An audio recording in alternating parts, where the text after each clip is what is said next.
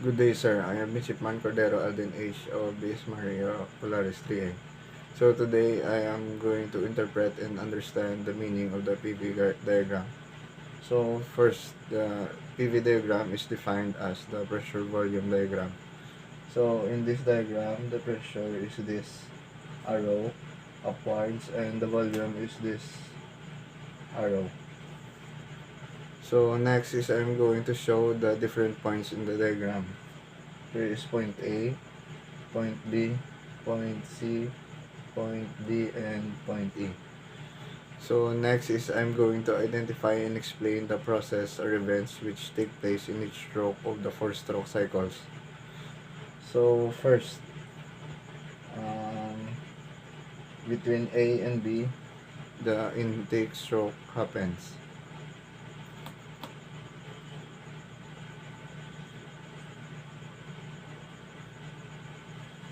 So the cycle starts at a point where it is still in the top dead center.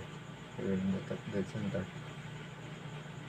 And from the point A, it will move to point B or to the bottom dead center. Here. And will reach the maximum volume. Inlet valve opens at 10 to 20 degrees before top dead center and will close to 30 to 40 degrees after the bottom dead center. The piston movement will draw air inside due to the vacuum effect. This will cause the pressure inside the cylinder to be below atmospheric pressure. So next is from B to C, where the compression process takes place.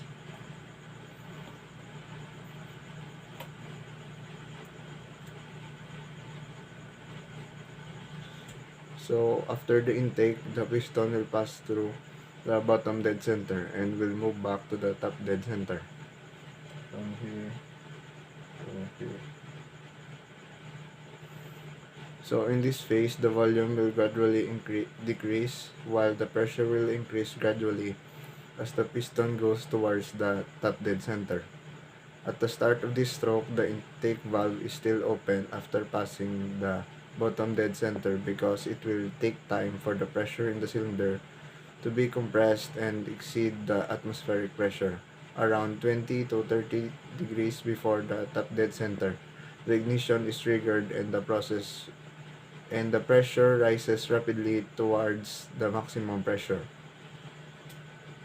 Next is from point C to point D, where the injection or ignition phase of the power stroke happens.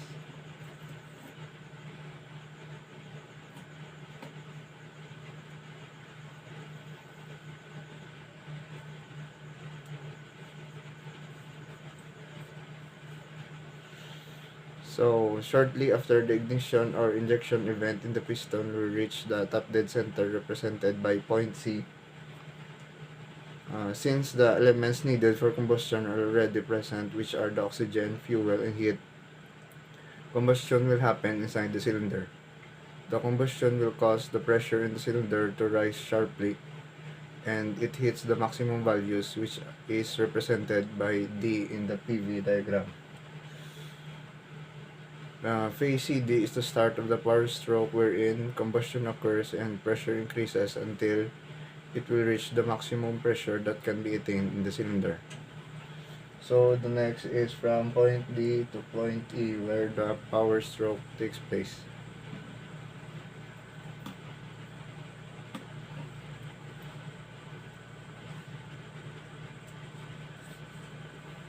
So the power stroke will push the piston down to the bottom dead center, creating a power output to the engine.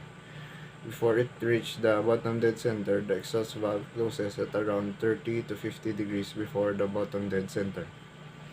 And last is from point E to point A, where the exhaust process happens.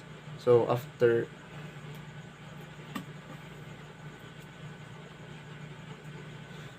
after the power stroke, the piston is again at the bottom dead center.